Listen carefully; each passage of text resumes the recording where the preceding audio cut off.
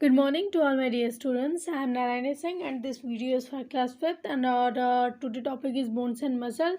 As far as we studied about bones and muscles and we will start a new thing today. So let's start our topic and our topic is main parts of skeleton यानी main bones जो होती हैं skeleton की जो बहुत ज़्यादा ज़रूरी होती है हमारे बॉडी में वो कौन कौन सी हैं उनके बारे में। तो हम स्कल, रिब केज, बैकबोन और लिम्स के बारे में स्टडी करेंगे। तो चलिए हम स्कल के बारे में जान लेते हैं। Skull is the hardest part of the body that protects the brain. Skull जो होता है, स्कल हमारे बॉडी का सबसे हार्ड यानी सबसे ज़्यादा टफ बोन होता है जो कि हमारे ब्रेन को प्रोटेक्ट करता है। यानी कि अगर हमको सर पे कोई चोट लगती है तो हमारा ब्रेन डैमेज ना हो इसके लिए हमारा स्कल उसके ऊपर उसको कवर्ड किए रहता है। और जो स्कल की जो बोन्स होती हैं वो फिक्स्ड होती हैं एक्सेप्ट ऑफ लोअर जो यानी कि जो निचली हमारे मुंह का जो निचला जबड़ा होता है उसको छोड़ के हमारे पूरे ब्रेन की स्कल की जो बोन्स होती हैं वो फिक्स्ड होती हैं। और जब भी हम कुछ ईट करते हैं या फिर बात करते हैं तो इन सब में हमारा जो लोअर जॉ होता है ये मूव करता है, हमारा अपर जॉ जो होता है वो मूव नहीं करता है। और हमारे अपर और लोअर जॉ दोनों में टीथ कंटेंट होते हैं यानी कि दांत लगे होते हैं जो कि कटिंग या चिविंग किसी चीज़ को काटने, फूड को काटने या चबाने में हेल्प करते हैं। हमारा नेक्स्ट टॉपिक है रिब केज। तो रिब केज के बारे में जान लेते हैं। रिब केज आप लोग जानते हैं कि जो फेफड़े की हड्डी होती है उसको रिब केज कहते हैं। और ये दोनों side, front side and back side, दोनों साइड में ये एक हड्डी से जुड़ी होती है।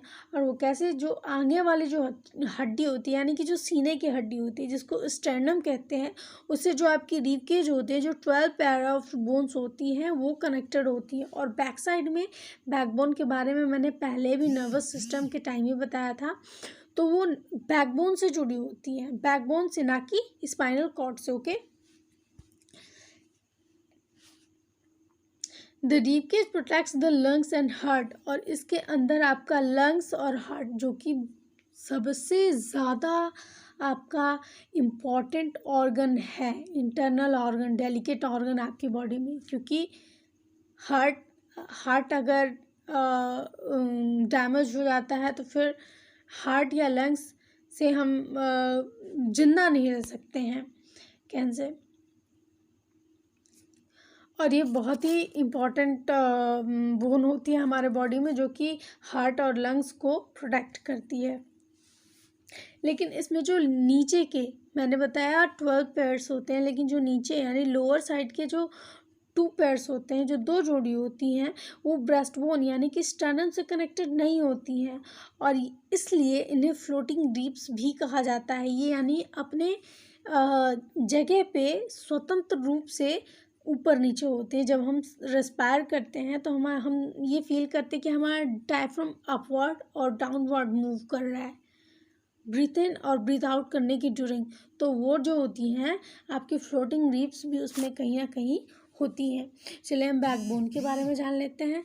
The backbone supports the body and give protection to the spinal cord. जो बैकबोन होती है यानी मेरुरज्जु रीढ़ की जो हड्डी होती है वो हमारे बॉडी को क्या करती है, प्रोटेक्ट करती है, एक सपोर्ट देती है। और स्पाइनल कॉर्ड को जो कि इसके अंदर मौजूद होता है उसको क्या करती है, सुरक्षा प्रदान करती है।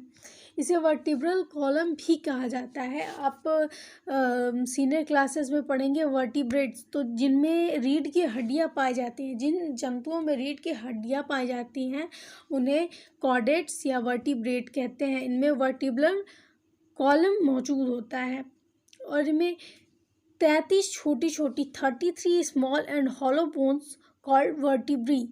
ये इनमें 33 छोटी छोटी खोखली हड्डियां होती हैं।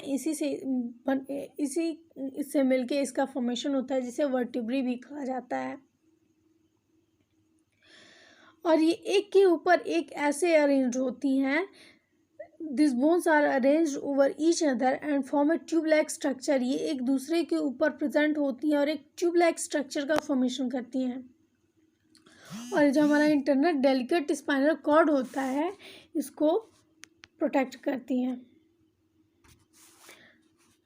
Let's talk about limbs. Limbs के बारे में बताया, जो मैंने पैर और हाथ की जो हड्डियाँ होती हैं उन्हें लिम्स कहते हैं।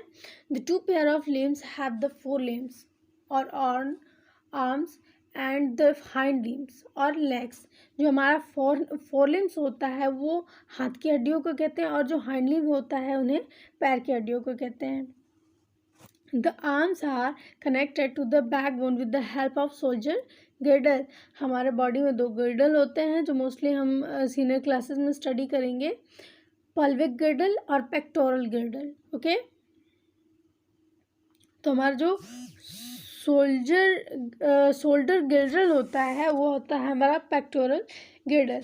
तो हमारी जो आर्म्स होती हैं पेक्टोरल गिर्डल यानी शोल्डर गिर्डल के थ्रू कनेक्टेड होती हैं बैकबोन से।